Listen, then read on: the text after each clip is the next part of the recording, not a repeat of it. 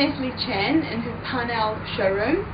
Natalie, how are you? I'm good, thank you. How are you? I'm good, thank you. This is a fantastic space you've got here. No, it's fantastic. It's a colourful place, and it's just basically the whole room's filled up with my own inspirations of everything, and bits and pieces, and things that I just love.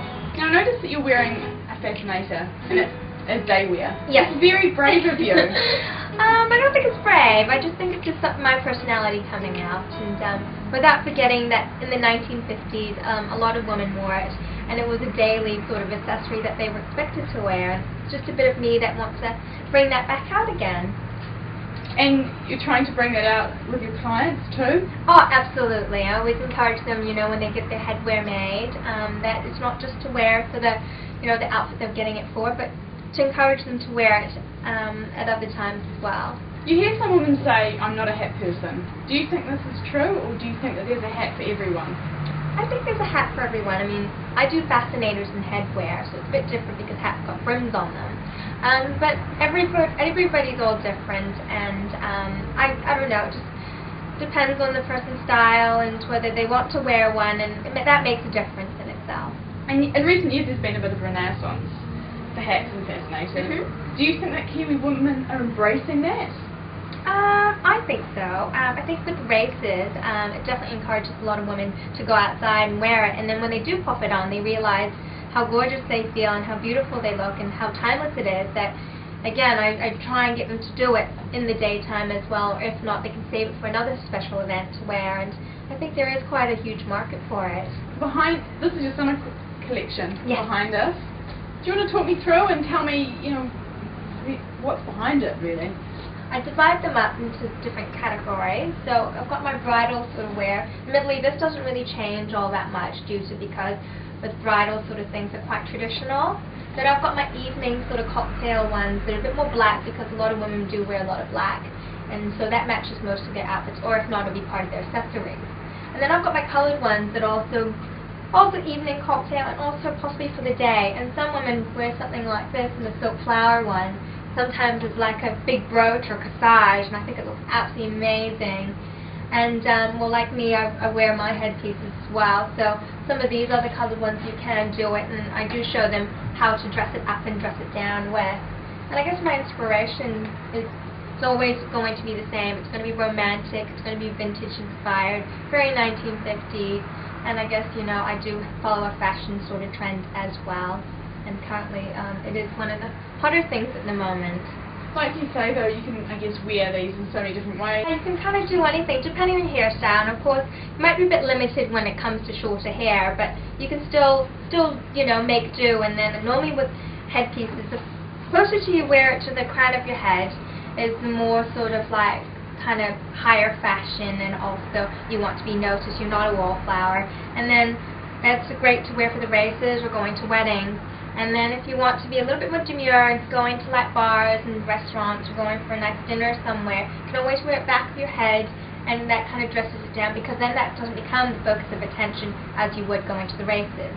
How much bling can you get away with wearing when you've got one of these fancies on? Oh, you can have anything. I mean, that's like how long is a piece of string?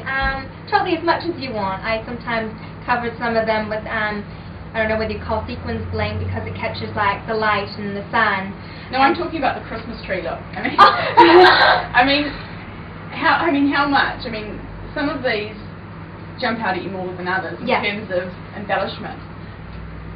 So maybe what I'm saying is, should you wear less jewellery with, say, this one than you would with that, which is a bit simpler?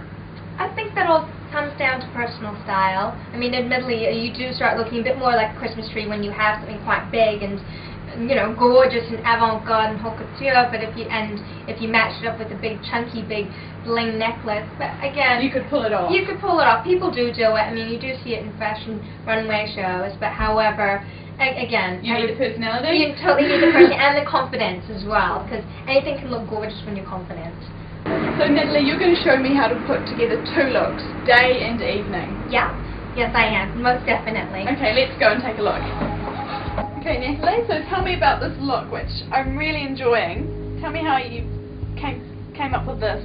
Right, so when I was saying about doing hair fascinators and how you can wear it in the daytime, this is more my day look, so you can, well, not pull out any old dress, but because my look is quite 1950s, the cut of the dress is quite 1950s, and we modernized it by putting the beautiful crystal jandals that I got, well, sandals from Mi Piace, and then we teamed that whole look because we're going with the gold that matches the dress, and then the hedgewear, again, with the whole color, I think it's more daytime, and then putting it by closer to your head, and to the front of the crown, I think it just pulls the look out just beautifully.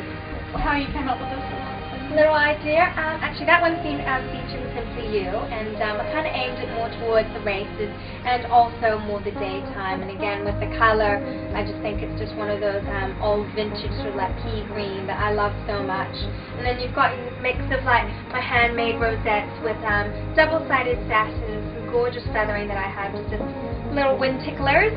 And just put a little ensemble together. Yeah, that's basically how I've created it. Well, this look, it really makes me feel like a lady. And this is probably more the evening cocktail, ladylike sort of outfit. And keeping into the same dress, we've just swapped the headpiece to more with a, beautiful silk rosette with your veiling, which is quite nice in the evening. And then you've got your beautiful feathers just kind of coming out from it. Again, little wind ticklers.